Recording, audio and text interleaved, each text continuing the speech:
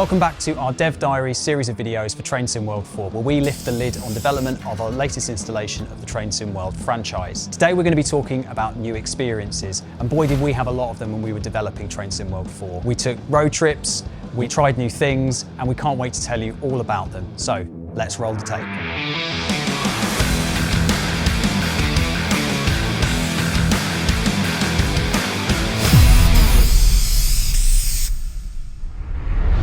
For all of our products, it's really important for us to make sure that we give our players the best experience possible, and that starts with getting authentic and realistic source sounds.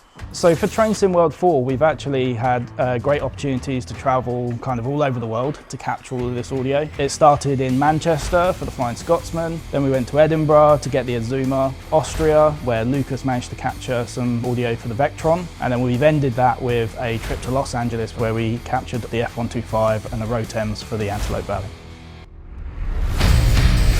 We're here on the F125. We just got into the cab. 3 microphone setups today. Currently 21 degrees and it's only 9 AM. I'm definitely a Brit and I can't stand the heat. I'm doing alright actually.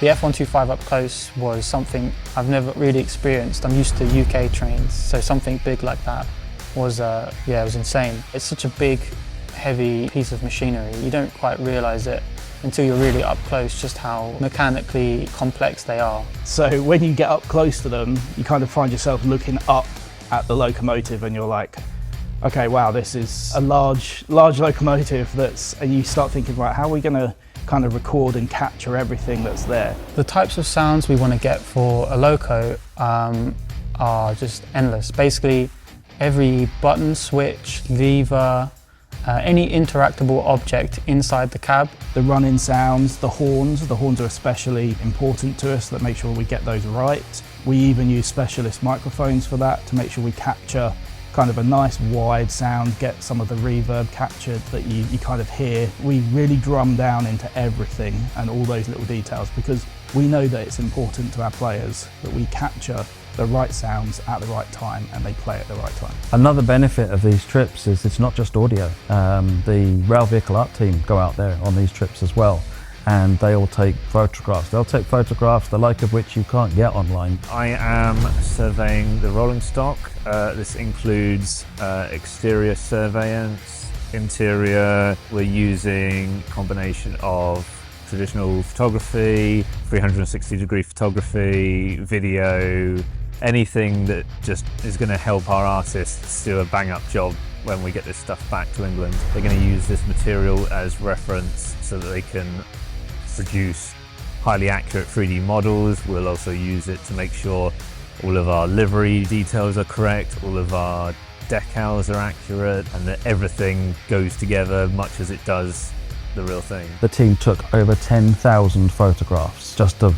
those little bits of stock. Yeah, it's amazing, and that's just one of the trips they've done. Working with Hitachi and LNER, they were really cooperative. They gave us some great access at the depot up in Edinburgh, and we've also had some great access to the Flying Scotsman. So yeah, it's been a really, really good year for us to get access to all of this stuff. Getting new sounds, recording the sounds that are actually grounded in real life. And when you come to editing them later on, really help, I feel, immerse you in the game experience, and I feel players will really get to immerse themselves in the game through the sounds that I've captured, which is something I really enjoy doing as a sound designer.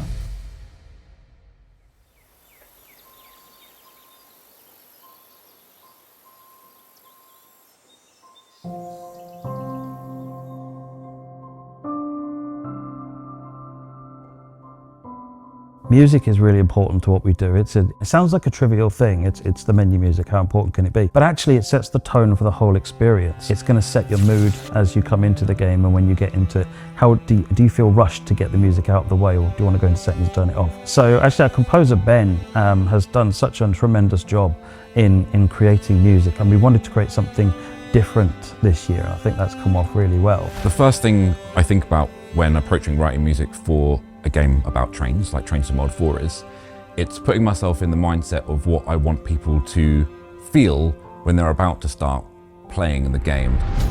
I want to instill that feeling of impending excitement and the journey ahead, and I want to recreate that in a musical form where It starts off quiet and builds into a frenzy of excitement and anticipation as you decide where it is you want to go and the journey you want to take.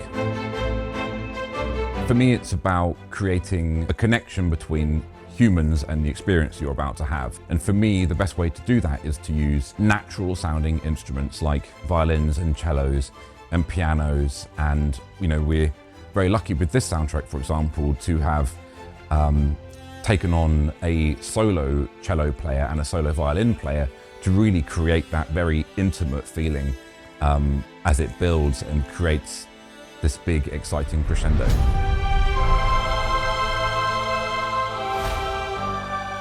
Starting back with Train Sim World 3, when I was lucky enough to write the main menu music for that game, that was our first real foray into having proper custom music for one of our games. What I wanted to do with Train Sim World 4 is expand on that and make something bigger than we've ever done before. And actually, for the first time, we've got a full-fledged actual soundtrack. That has connected really well with the players in the past, and I'm really excited to see how they react to everything we've got in store for them for Train Sim World 4. But also then what can we do? We've got these amazing experiences that we're bringing into the game. The visuals that you'll see in the Antelope, Vorarlberg, and the East Coast Main Line. There's some really stunning moments there.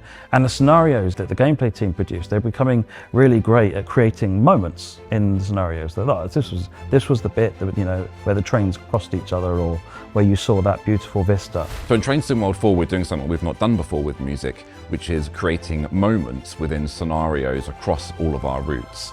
Now what this actually is it's creating a moment for all the players in game where, I won't spoil exactly what they are now, but at prevalent moments throughout those experiences, music will play a key role in enhancing the experience.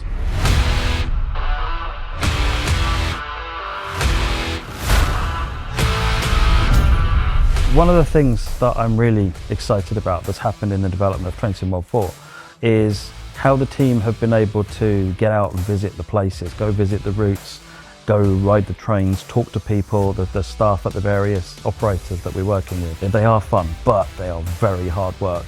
The most unique and challenging aspects of capturing all this audio for TSW4 was just mainly the distance for Los Angeles, going out to LA, the stress that involved, but it's very different with something like an Azuma and something like an F125. An F125 being a diesel locomotive, you can play with it, I guess, while it's at the depot, while it's stationary. You can do that with an Azuma, but with an Azuma, they're an electric multiple unit. So when you want things like traction motor sounds and things like that, it actually has to be moving for us to be able to capture that stuff. So that's where it becomes difficult. Luckily, everything worked out fine recording-wise. I think a GoPro fell off the window once, but that was about it. With LA in particular, there was a few times I had a shotgun mic ready to record, but whilst doing that, I had a helicopter fly over me, or we were next to a big motorway where there was really big American motorcycles. So there was actually often times where takes were ruined because of that. So after about the 5th or 6th helicopter, I just started recording them because it's clearly the sound of LA. So I felt like we needed it. So if you hear some helicopters in game, those are actual LA helicopters. I've been really lucky to be able to collaborate with so many members of the team, and it's really actually pushed me to try new styles and create soundtracks that are slightly outside of my comfort zone. There's lots to look forward to. Train Sim World 4 for me, in 3 words, would be exciting, immersive, and unique. Immersive, beautiful and powerful. There's lots of grandeur and lots of scale and scope. There's quiet moments and there's epic moments, and I think there's a little bit of something for everybody. You're gonna love it. Composing music and jet setting abroad, all in a day's work for the Train Sim World 4 team, and we can't wait for you to try it on September 26, 2023 when it launches. You can pre-order it now on all platforms. You can pre-order the standard edition, the deluxe edition, or the special edition, and there are pre-order discounts available for all platforms. Next week, we'll be talking about new lands and new locos that you can explore with Train Sim World 4, but until then, I'll see you later.